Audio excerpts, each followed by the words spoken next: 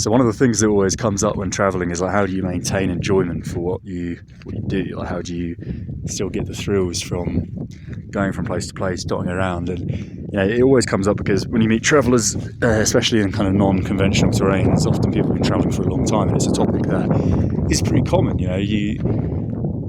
Every museum's the same, every kind of castle's the same, no matter how spectacular it might seem to kind of a novice. When you've already seen those things time in and time out, time and time again, it's just doesn't reward you with anything, and you really don't get any pleasure at all from it.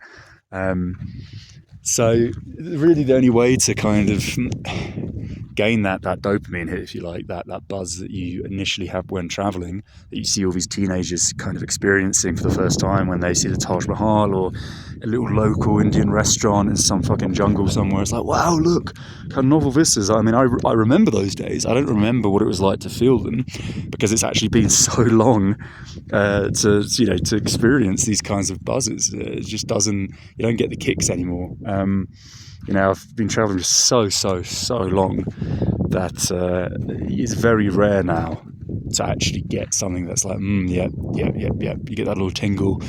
This is where it's at. And I say this because this is one of the places. I'm now, I guess you could say, deep in the Tajik Wakhan. Now, they call it the Osh-Khorog on their side, but I personally don't think it's the Wakhan. This is Afghanistan, and the reason I've stopped to film here is because look at that old castle there. I would absolutely love to go up there. However, there is a Tajik military post right there, and they would see me and they would have a problem with that. So I can't. But I mean, good God, when you see things like that, I mean, how many people have ventured over to that bastion? I mean, like, how much history does that have?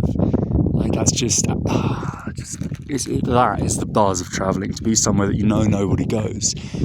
I mean, I'm sure maybe every year 1 or 2 adventurous tourists pay off a kind of exclusive tour agency, and they park up at the river and waddle across, or wade across rather, and venture up there. But no, this is, I made this video just because I've hit this point past that military camp, and I saw this valley, and I was like, yeah, this is what it's about.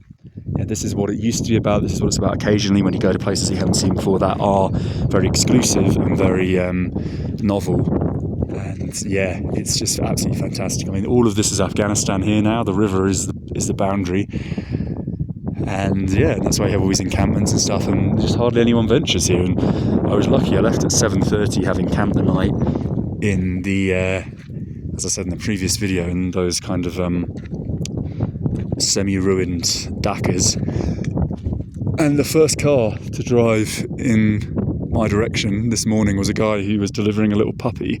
Not the alibi puppy. If you know what an alibi is, it's like those giant fucking, excuse my French, massive sheepdogs, the ones that essentially guard from wolves in really remote mountainous terrains. You'll often see them on YouTube with big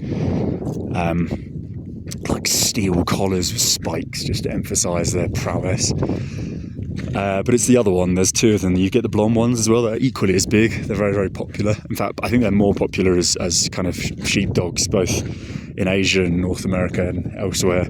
And he had one of these puppies, and it's the most gorgeous little thing you've ever seen. Like this, imagine this big, fat, chunky thing that's probably a few weeks old. The whole thing is just a giant blonde fur ball. So he's just delivering this. I don't know why. Presumably he purchased it off someone, delivering it to his farmstead. And yeah, he's just picked me up. So again, I've got really lucky. It seems that every time I step out, I start walking, whether it's 5 minutes or an hour in, the first car always stops for me, and it really is. I mean, there's no one else around. There's probably 5 or 6 cars in each direction a day, a dozen a day in total, as I said in the preceding video. But God, look at that fortress. Look at that. Is it a fortress, or am I just being... The more I look at it, the more I think it's just a pile of rocks. But then looking at the terrain, that wouldn't really work, would it? Because there's no other giant sort of rock piles anywhere. It's all relatively flat, so that does look very artificial. But yeah, anyway, sub 5 minute video. There's the military post, or the abandoned tower. Their little encampment is over there. And even though that was a solid 40-minute journey in a fast Toyota pickup, was still absolutely like 170 k's away from where I need to be today. So let's hope the next car stops, and I'll leave it there.